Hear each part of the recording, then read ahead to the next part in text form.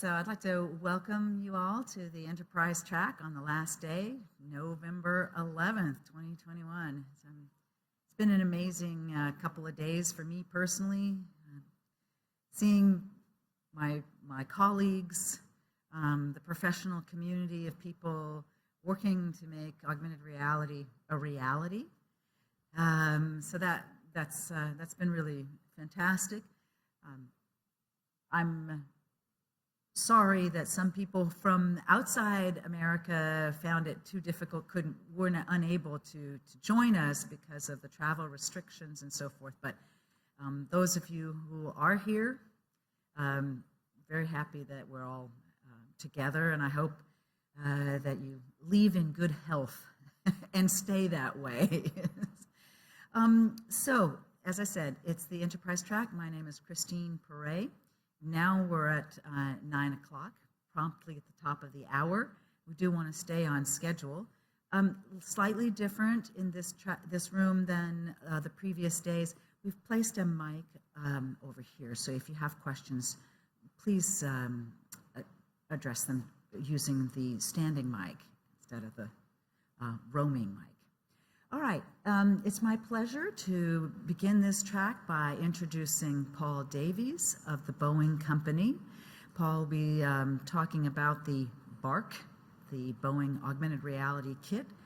I don't believe I've got any other announcements I need to make today. I think if I do, I'll come back to you in a few minutes. I want to give Paul all the time that he needs. Paul is a technical fellow and an associate technical fellow and a colleague. He helped to start. He was one of the founding sponsor members of the AR for Enterprise Alliance, and it's my pleasure to welcome Paul to the stage. Thanks, Christine.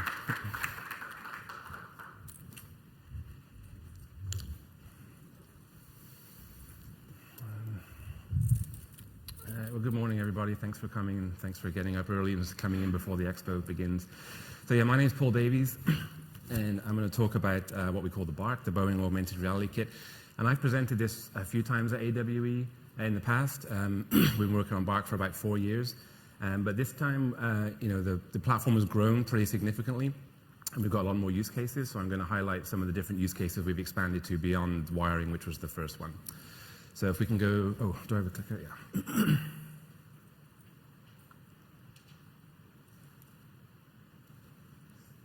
Is it the green button?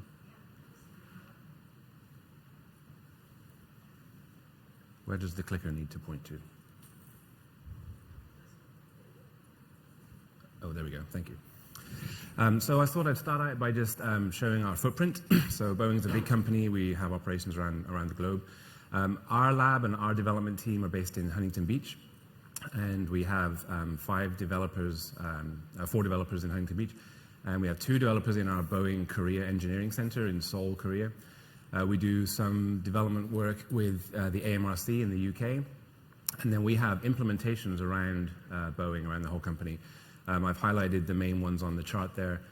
We do deployments in Seattle, St. Louis, Charleston, Philadelphia, and we have one international Boeing center in Melbourne who's using BARC for an assembly process on the 787 there. So we've been able to kind of cover pretty much the whole company with BARC. There's about 12 to 14 deployments now in different use cases across commercial and defense throughout the company. So I'm going to start by talking a little bit about security and how we get BARC onto a HoloLens.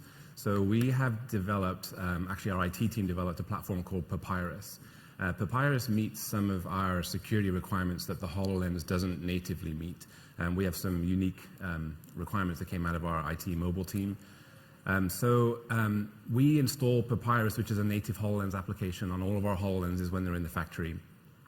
And what Papyrus does is it allows a user to log on to the device using our standard Boeing enterprise authentication systems. We use smart badges, and the HoloLens doesn't have a smart badge reader and other restrictions. So Papyrus has a backend that lets us load in all the authorized users for that HoloLens and different apps, and then we can assign apps to users. So when the user logs on to the device using Papyrus, it shows them all the applications they've been authorized to run. And in this case, is actually Bark is the only application that we've put onto our network. So there's 4 Bark applications. So when a user logs on, they may see one or more Bark applications, and they can select, and then it'll launch that app. So we kind of call it a launcher app, actually. So all of our devices use Papyrus.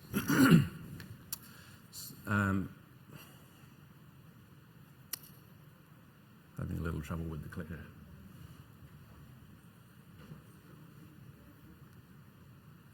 Oh, there we go.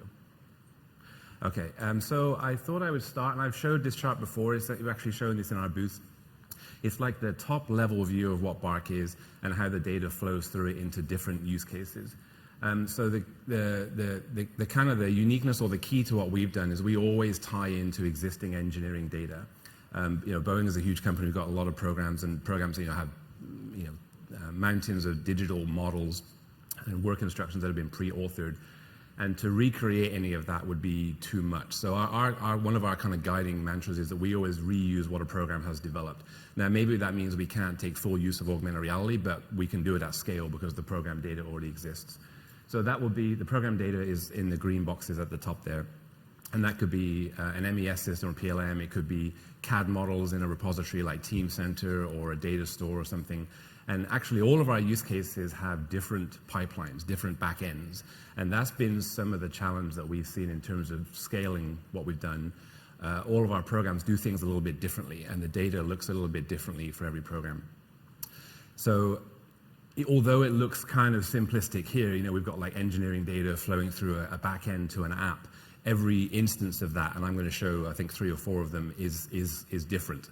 And it actually is a big burden on our team to be able to accommodate those different data formats and different standards that programs are using.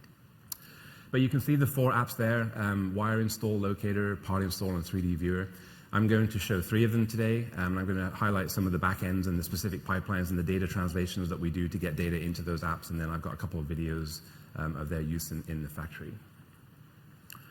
I wanted to mention quickly, we have developed kind of an interesting component to Bark, which we call the App Manager, and it's somewhat of a replacement for an app store. It's like a low-level internal HoloLens Boeing-only app store, and it only works for Bark, and we only did it because we didn't have a good way to keep apps up to date when devices are in the factory. We can't use the Microsoft App Store, so we built our own.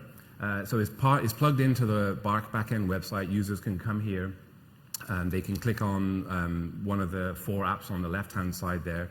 And when they do that, they'll see all the released versions of that application on the right-hand side with a few release notes that we've put in to tell people about that version.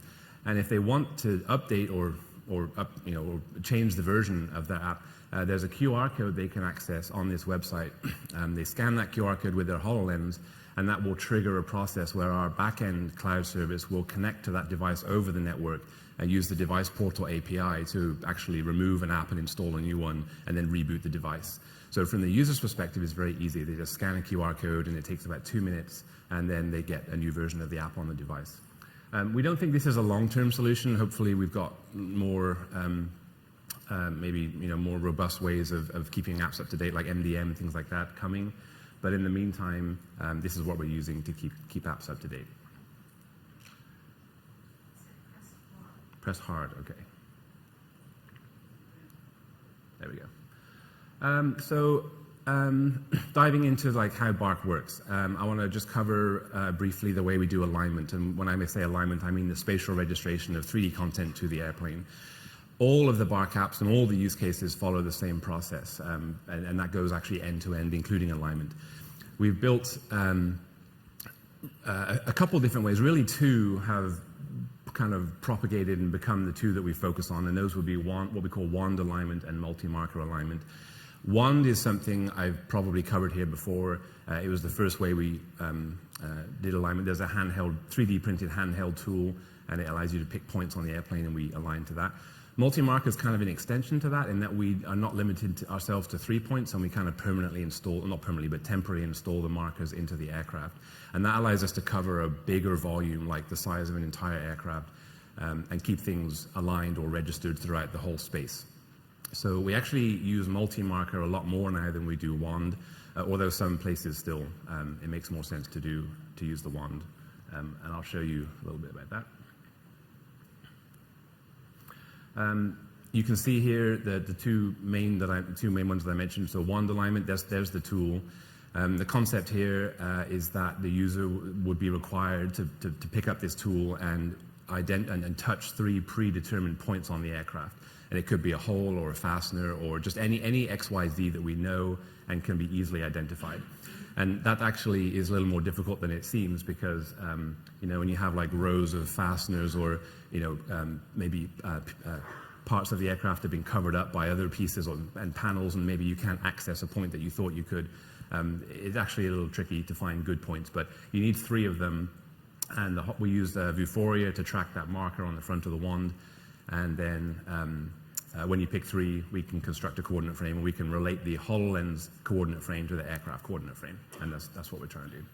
So that's pretty straightforward. Multi-marker, as I said, is an extension. So now using multi-marker, we can have up to, we kind of put an artificial limit of 30 for now until we fully understand how reliably, how much more than that we can do reliably. But we have 2 types of marker. You can see them there. The only difference is one uses the center of the marker and one uses the corner. And it just depends on if you want to, if the point you're trying to put it on is convenient to be in the middle or the corner.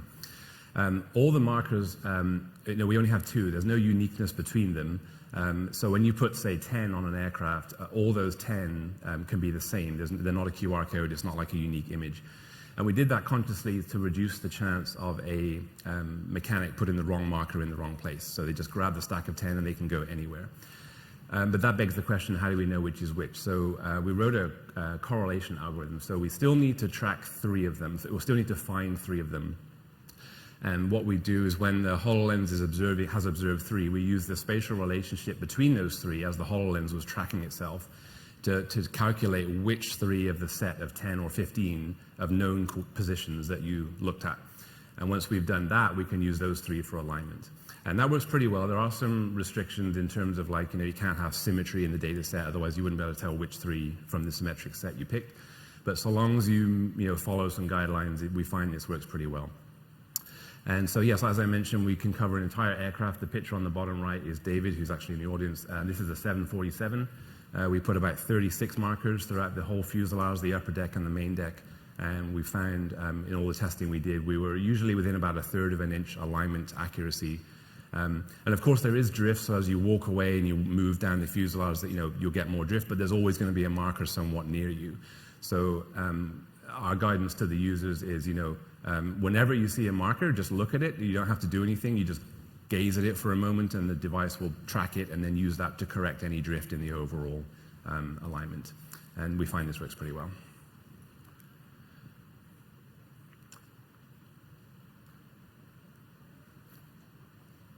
Going to struggle with this the whole talk, I think. There we go. So this begs the question of how do you get all those points into the system? How does the app or know how to do that? So this is all done through Bark Services, the web UI. So every use case, every backend has a separate website. They're all built using a common framework, and they're all the same. They all look the same, but they all have different kind of plugins. So this one is where you set up your alignment points, and you can just enter all your XYZs, and you can give each point a name. You can name it however you choose. And then when you've entered all your points, you make what we call a profile. And a profile is really just like it's just a grouping of points, number of points, the XYZ, whether it's wand or multi-marker, the size of the marker, just a bunch of configuration that we just call a profile. And that profile gets attached to all the jobs that you build in Bark. So onto how once we've set up our alignment and we've built it, we're ready to use it. This is the 2 steps really that we have to follow. So the first thing you have to do is what we call build a job. And when I say job, I mean a Bark job. It's actually like a bundle, a Unity bundle. And that involves providing information about the job, like maybe an installation plan number or an MBI number or some kind of identifying content for what you want to view on the HoloLens. Once you enter that data into the website, there's a process on the back end that goes and collects all the models and all the we call them artifacts that are needed for that job, and it goes and builds it. Once the job's been built, it gets staged. We use Amazon's S3 storage. It's actually internal to Boeing. It's not in AWS. That job gets stored, And then when the user comes along and they put the HoloLens on, they scan a QR code, and all of their jobs are then available to them on the device. So building a job has to be done ahead of time. It can take 1 to 2 minutes for a small job, up to maybe 20 minutes for a big CAD model with complicated geometry. So that's done, maybe a shift or something ahead of time, and then it can be viewed immediately when the user is ready to do that. This is the web UI for building a job. As I mentioned, there's the right-hand side on the top right is the part we customize for that use case. So this is a wiring installation example. You would put in an installation plan, IP number, an aircraft line number, the program, in this case it's a 767, and then the user who's going to do that job, and then your alignment profile that you've already pre-configured. Once you've entered all that information, you hit go, and that triggers our back end to go gather all the artifacts and build the job. This talks about the artifact gathering process. So again, it varies for every use case. It's not always this flow, but in general, we usually involve getting some CAD. It could be a CATIA file, JT, it could be many different types. Sometimes we have to tessellate it. Usually we have to decimate it, reduce the number of polygons. Sometimes there's some scaling issues we have to fix, and that's all done on the back end. And then we get a model we can actually use on the HoloLens, which is typically an FBX. It could be an OBJ. And then that's what goes into our Spark job, which gets staged for delivery. But again, it doesn't always follow this flow, but that's generally kind of how it looks. So I have 3 specific use cases I'm going to cover quickly, and I have a video for each one. So I'm just going to quickly run through how we get data to the device in the wire install use case, show you a video, and then some others. So this is like the top-level view of the wire install pipeline. We're demoing this in the expo hall, actually, this conference, so if you're interested, you can come see this. There's a number of different data sources we have. The main one we call 3DPI, 3D Production Illustration. That makes geometry available to us for a lot of the commercial programs, but not all the programs use that, and none of the defense programs use that. So we have different ways of getting data into BARC. So long as it conforms with our structure, our requirements, then we don't really care where it comes from. So we wrote an ICD that allows programs or teams to produce data that BARC can accept and display. Once it's been available to us, it goes into a data store. As I mentioned, the artifact gatherer will go collect an FBX file and some metadata in this case. It gets processed, bundled, and then it goes into storage. And then when the user scans that QR code, it gets delivered. And on the bottom is kind of the workflow for the website. I've showed you those screenshots, and there's the QR code that will display that content. So this video is the result of that. This is a 767, or actually it's a tanker, KC-46 tanker. And again, the takeaway here is none of this content was created or touched by our team or an XR team. This is really the program's design data. All of the wire bundle numbers, those flag notes.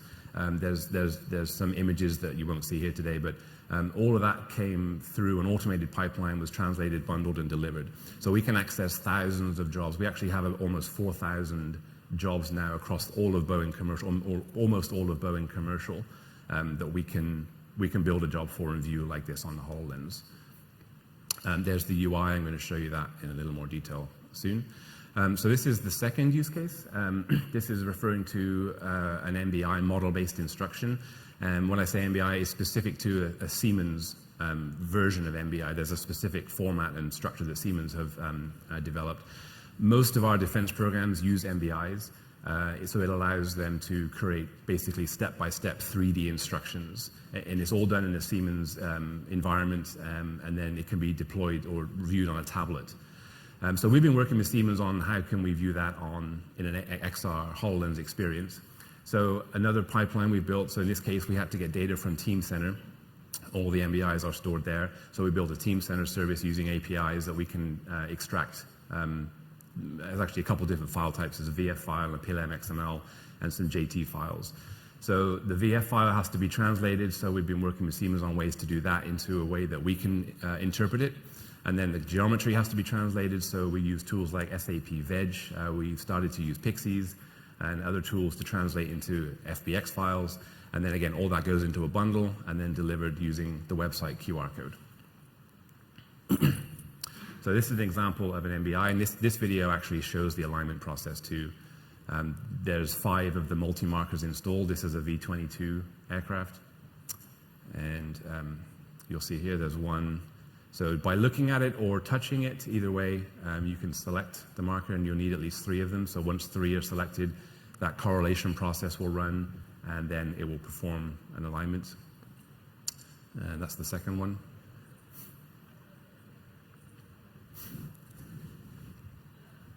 And there's the third one.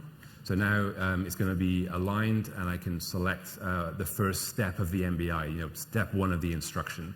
So these are all the steps on the left-hand side, and when I select one, you'll see on the right-hand side it's showing, it turns out this one is actually a wiring job. There's a wire bundle that needs to be routed. And again, all of this data was translated using an automated process, and we didn't manually do anything. We were able to get the Siemens files from Teamcenter, translate them, deliver them to the HoloLens. And we have many different use cases across many different programs for MBIs. And then I have 2 more quickly. This is a pipeline for paint decal, commercial airplane paint decal installation. So this could be maintenance markings or decorative paint on the external of a commercial aircraft. Again, similar pipeline view. In this case, the data is stored in another MES system called Velocity, and it's an SMG file in this case. Again, going back to the uniqueness of all the different pipelines that we work with. So we built a service using a Velocity API to get the data from there for a job, translating it using, in this case, CATIA Composer, and again, through a Bark bundle to the device over a QR code. So the use case here would be a QA inspector could quickly see if there were any missing decals. On the outside of a 787, there's several hundred decals. You may not realize it, but if you're flying home today or tomorrow, take a look. You'll see a lot, and this is designed to help make sure they all get installed correctly and none are missing. So you can see here the orange overlays on the door there showing where decals should be. Again, all translated without any manual interaction. And I'm running out of time, so I'll just speed up quickly. I've got one more. This is Bark Locator. Locator is a little different in that it doesn't use CAD models. It uses XYZ points. So we generate a data file, or the program does, and it could be things like different fasteners in different holes, or holes that need to be inspected, or grip lengths of fasteners, whatever the case may be. And we color code those locations, and we show them on the aircraft like this. And this is actually a 777X. I believe it's a spar, I'm not quite sure, but those different colors are showing, actually in this case, grip lengths of fasteners. So that helps correct configuration on the aircraft. And then just this is the last slide almost. This is the UI. So all 4 of the apps and all of the use cases follow, as I said, the same process, and they have the same UI. And we did that consciously so that users, they can, they don't have to relearn everything between use cases. The biggest challenge we've had is, as I mentioned, getting all of that different types of data in different stages of maturity and distilling it down to an XR experience that is consistent. It's been very difficult, but we've made a lot of progress. So you'll be able to see this UI if you come to our booth. We're in booth 917. I'll be there. We've got 2 of the developers here. They can answer all the any detailed technical questions. And then we've got a 767 mock-up electrical rack, and you can put the HoloLens on. You can actually use wire install to practice installing wires on that rack. So with that, I want to say thank you. There's my contact information. Feel free to send me a note, text, call, if you have any questions, and thank you.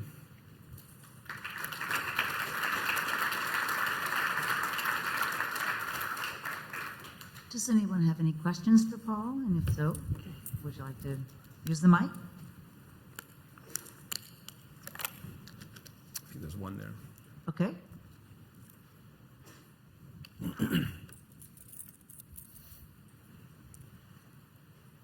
I was wondering if you ever try to work without CAD models, like using computer vision or something to be able to recognize segment objects in the environment. Is that something you think is relevant? For alignment, you mean? For recognizing parts and things to determine where we are? Yeah. There's a part that maybe is not fixed or fixtured to the aircraft. Maybe it's a free moving part, and you want to know, well, what's that? Yeah. I mean, honestly, we thought about it a lot. what we're trying to do currently is get, kind of what I consider to be like the first, I don't want to say basic, but the first implementation of an AR experience into the factory and get it kind of propagated and used. But I think, what you're referring to is maybe like step 2. If we can get some devices that are actually, being used, and, we've got quite a few, but we don't have anything that's in full production yet. And I kind of want to get to that point where we can claim, okay, we've cracked the first nut, which is more of a simple, use a marker to do the alignment. But yes, we've definitely thought about it. I do have concerns also about the reliability and robustness of that kind of technology.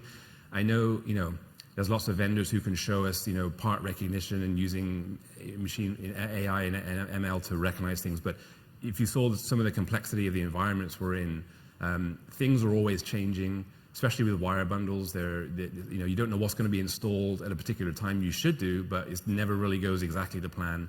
So yeah, I think it's a good research problem, and I'm definitely interested in taking it like from a lab environment into a realistic and testing it out. But I don't think we're quite there yet. Yeah, but thank you. Yeah, thanks.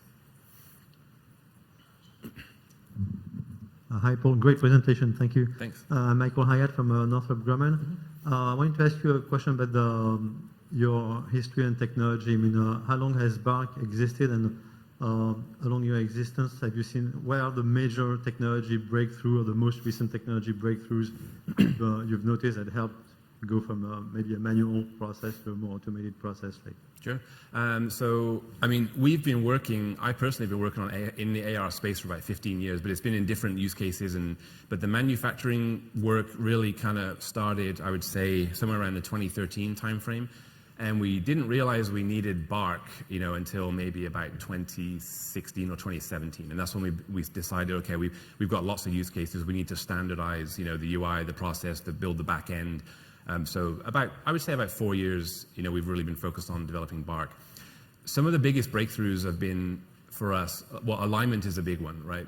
Figuring out ways that we can actually align to a big aircraft reliably and repeatably. So we actually have some patents around some of the alignments I mentioned, but also the whole back end, the whole artifact gatherer, the bundle builder, connecting to all of the data sources. I mean, honestly, that's like 75% of the work. I mean, Unity apps, lots of people can build a Unity app these days, but getting the data out of systems and in the right format in an automated way, we're really proud of that and the number of data sources we've been able to connect to and use. So I would say, we call it BARC services. I would say that's been a major breakthrough as well. Yes. I really appreciate the leveraging of existing design data. It's incredibly powerful for scale. Yeah. I guess my question was, are we looking at like the end item configuration of the models, or is this like, are you subdividing and walking them through different phases of the build? So typically we don't walk them through phases of the build. The MBI use case will do that. So the Siemens MBI, they've already authored those steps. Like step 1 is do this and it should look like this, and step 2 is add this. So in that case, yes, it's like definitely a sequential process. In the wire install, the one that I showed on the 6.7, there's no steps in there. The program actually doesn't have those steps. So all we do is we take as you said, the design, the way it should be when it's built. And then show that. Now we do simplify it. So what I was showing on the video was in fact an entire section. There was like hundreds of wires. We are able to interface with the MES system and understand for a particular job which wires have to be installed. And it's only usually like 4 or 5. Mm-hmm. So we're able to understand for the particular job which wires, and we can turn everything else off. So that gives a much simpler view, but it doesn't go beyond that. It doesn't say step 1 install something. Just real quick, so that separation, the only 4, that's still done on the fly, and where do you get that information from? Is that from the MES? MES, yeah. The job will actually have wire numbers that have to be installed, and we can then filter the model based on what MES tells us. So thanks for the question. Okay, thank you.